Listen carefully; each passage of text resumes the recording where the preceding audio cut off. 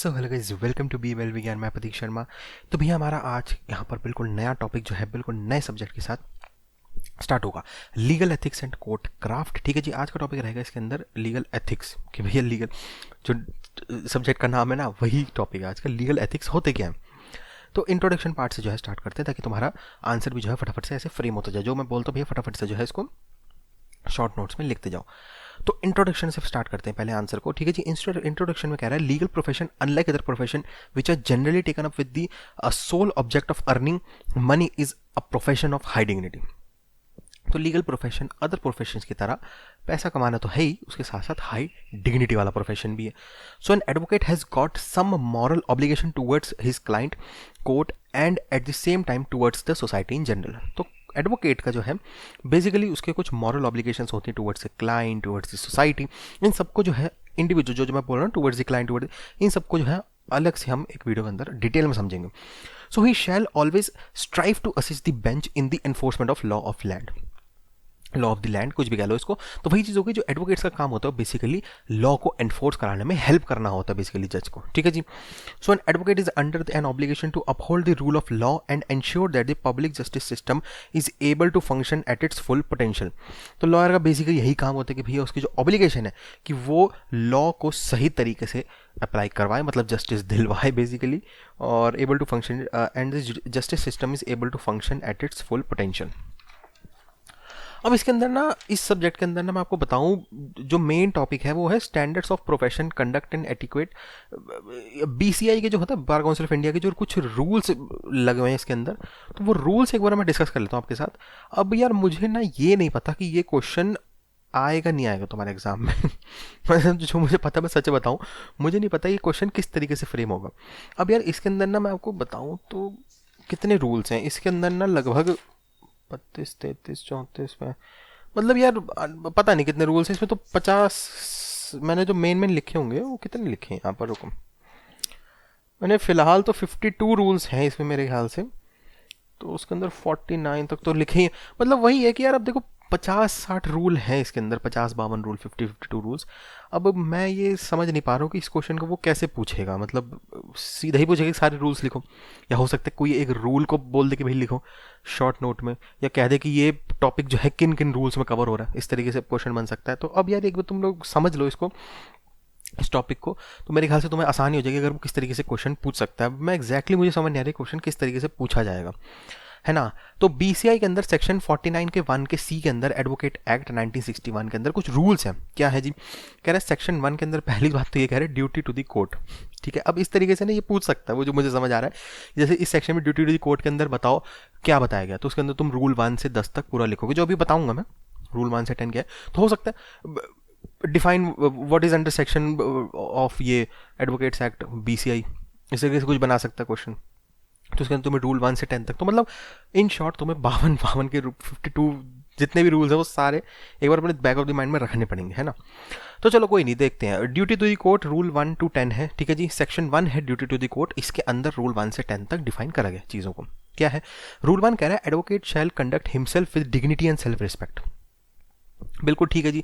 It shall be his right and duty to submit his grievances to proper authorities. तो वही चीज़ हो गई, और पूरे डिग्निटी और सेल्फ रिस्पेक्ट के साथ रहे और प्रॉपर अथॉरिटीज के अंदर ही अपनी सबमिशंस करे वो जाकर। रूल 2 कह रहा है एडवोकेट, ये लिखते जाओ, रूल 1 के अंदर जो मैंने बोला लिख दिया, फिर रूल 2 ऐसे स्टार या कुछ एरो जैसे भी तुम बनाते हो, नोट्स बनाते हो करके रूल 2 लिख दो। Advocate shall maintain toward the court a respectful attitude. Simple है, इसमें क्या समझाऊं मैं। रूल 3 हो गया, रूल 3 हो गया advocate shall not influence the decision of the court by any illegal और इम्प्रॉपर मीन्स। अब मुझे ये नहीं पता ये रूल 3 कितना माना जाता है कोर्ट में, लेकिन लिख लो, ठीक है ना, अकेडमिक पर्पज से तो लिख ही लो। Rule 4, advocate shall use his best efforts to restrain and prevent his client from resorting to sharp or unfair practices or from doing anything in relation to the court. तो जिसको अपने client को भी वो रोके कि भाई तू गलत रास्ते पे ना चल, खुद भी रुका रहा है कि गलत रास्ते पे ना चल, और क्लाइंट को भी रोक के रखे। रूल 4 तक हो गया जी, लिख लिया फटाफट, पॉज कर करके लिखो, मैं तो फटाफट पढ़ाता चला जाऊंगा ना, लेकिन तुम जैसे मैंने रूल 5 बोल लिया उसको समझ लिया, पॉज करो, अपनी लैंग्वेज में लिखो। मुझे पता तुम लोगों में से आधे से ज़्यादा लोग जो है पता क्या कर रहे होंगे, वीडियो को ना बार बार बैक करके इसको ना स्लो पे करके वीडियो को, जैसे जैसे मैं इंग्लिश बोलता जो ना एज इट इज टेपते जाओगे। देखो यार मैं आपको बता दूँ, आपको हो सकता है अभी आसानी आए उसमें, लेकिन ना बाद में आसानी नहीं आएगी। चीज़ों को ना समझने की कोशिश करो, रटने की कोशिश मत करो। अब आप कहोगे भाई लॉ है ही रटने वाली, ऐसा नहीं है। कुछ चीज़ें हो सकती है रटने वाली हो, लेकिन ना चीज़ों को समझ के करोगे तो ज़्यादा बेटर रहेगा। बाकी देखो, मैं तो समझा सकता हूँ, अब तुम्हारे ऊपर है। तो मेरी एडवाइस ये रहेगी कि जो मैं बोल रहा हूँ उसे समझो और उसको अपनी लैंग्वेज में लिखो। एज इट इज़ जो मैंने लिख दिया उसको मत टेप दो, ये कहना चाह रहा हूँ मैं। कोई नहीं। रूल 5 जो है, advocate shall appear in court at all times only in the prescribe dress. जो भी ड्रेस वगैरह है, कोट पहनो, पूरा पहन, तो वो सब करके रहे। रूल 6 हो गया, advocate shall not act, plead, practice in any court, tribunal या authority mention in section 30 of the act. Section 30 के अंदर वो ना जाए। अब सेक्शन 30 क्या है जी? सेक्शन 30 कह रहा है वेयर इन कोर्ट, बेंच और tribunal above mention relation of the advocate is a जज member of the presiding officer. वही जानकारी वाली सीन हो गया, उसमें ना जाए वो। रूल 7 हो गया, advocate shall not wear bands और gowns in public places other than court. ठीक है जी, ये भी आसान है। जो भी बैंड्स और गाउन्स वगैरह पहनते वो कोर्ट के बाहर ना पहने, लोगों के सामने। गाउन्स और बैंड की बात करी है, कोट और वाइट शर्ट पहन सकता है वो बाहर। तो यहाँ पर एक एक वर्ड पे ध्यान देना है ना। पब्लिकली पहन सकता है कोट और वो, लेकिन जो बैंड आता है हमारा और जो गाउन हम पहनते हैं बड़ा सा, जो बैटमैन जैसा सा नहीं दिखता वो। Rule 8, advocate shall not appeal in or before any court or tribunal or any authority for or against an organisation or institution, society or corporation if he is a member of the executive committee of such organisation या institution या society.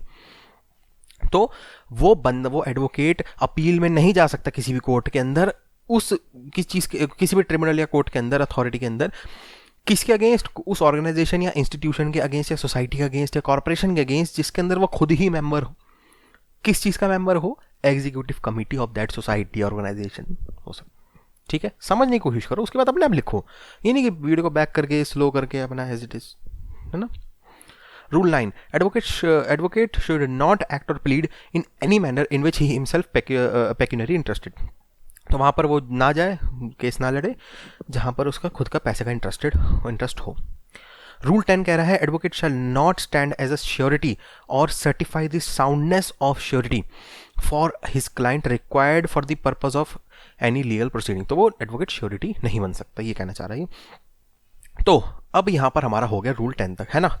ये अब आ जाएगा duty to the court का, मतलब हमने जो अभी कवर करा है duty to the court section 1 के अंदर, ये 10 रूल हो गए हमारे कवर। अब आएगा ड्यूटी टू द क्लाइंट। ये तो था जी कोर्ट के अगेंस्ट क्या तुम्हारी ड्यूटी है ना, उसके अंदर 10 रूल हो गए।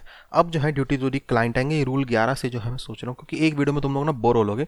मैं एक काम करता हूँ, जो अगला है ना कंटिन्यूशन में ड्यूटी टू द क्लाइंट, इसको बनाते हैं जी अलग वीडियो में। कंटिन्यूशन रख रहा हूँ वीडियो को, बस इसको डालेंगे अलग अलग। ठीक है जी, तो यही था इस वीडियो के अंदर। वीडियो अच्छी लाइक कर दीजिएगा, वीडियो अच्छी नहीं लगी डिसलाइक कर दीजिए, कोई दिक्कत नहीं, लेकिन एक रीज़न दीजिएगा क्योंकि वीडियो जो है वो अच्छी नहीं लगी, ताकि उस चीज़ को जो मैं अपने इंप्रूवमेंट लिस्ट में जो है वो डाल सकूँ। बाकी जो यूट्यूब के नीचे आप कमेंट सेक्शन देखते हैं वो आप लोगों के लिए ही दिया हुआ है, ताकि कोई भी क्वेश्चन, सजेशन, कोई डाउट है कमेंट करिए, मैं पूरी कोशिश करूँगा आपको वहाँ पर रिप्लाई करने की। और जो वीडियो के नीचे आपको डिस्क्रिप्शन वाला पार्ट मिलता है उसको ज़रूर से जो है खोल के देख लिया करो। वहाँ पर कभी कभार क्या होता है ना, कुछ चेंजेस आ जाते हैं लॉ के अंदर, कुछ अमेंडमेंट्स आ जाती हैं, तो मैं वहाँ पर लिख देता हूँ। मुझे नहीं पता आप ये वीडियो कब देख रहे हैं, कितने साल पहले देख रहे हैं, है ना। मतलब कितने साल पहले इन द सेंस मेरी पुरानी वीडियो हो गई है, आप कितने साल बाद देख रहे हैं इस वीडियो को, तो वही चीज़ हो गई। बाकी जो है इंपॉर्टेंट कॉन्टैक्ट्स के लिंक भी जो है आपको डिस्क्रिप्शन में मिल जाएंगे, जैसे कॉल फॉर मी का, जिसके आप थ्रू आप मेरे से लाइव कॉल के थ्रू बातचीत कर सकते हैं, या फिर इंस्टाग्राम का लिंक भी जो आपको नीचे मिल जाएगा मेरे, जहाँ पर आकर आप मेरे से टाइपिंग के थ्रू जो है वो बातचीत कर सकते हैं। इंस्टाग्राम का एक बार यूज़र ने मैं अपना कॉलर देता हूँ ANDRO_GUY, ये आप सर्च करेंगे इंस्टाग्राम पर, मैं आ जाऊँगा। बाकी जी सब्सक्राइबर करो तो बहुत ही बढ़िया, सब्सक्राइब नहीं करो तो कर लो। ऐसे इंपॉर्टेंट सब्जेक्ट्स और ऐसे इंपॉर्टेंट टॉपिक्स को जो है तुम लोग कर दोगे मिस। और सब्सक्राइब करने के बाद एक बेल आइकन होगा, वो बाय डिफॉल्ट पर्सनलाइज पर रहता है, उसको क्लिक करके ऑल पे कर देना, ताकि सारी नोटिफिकेशन आपके पास पहुंच जाए जैसे मैं कोई भी जो है वीडियो अपलोड करता हूँ वैसे ही। चलो जी, thanks for watching to be well Vigyan, Prateek Sharma signing out, bye bye, take care and या कोरोना से बच के। कंटिन्यूशन रखने वीडियो बस डालेंगे अलग अलग, ठीक है।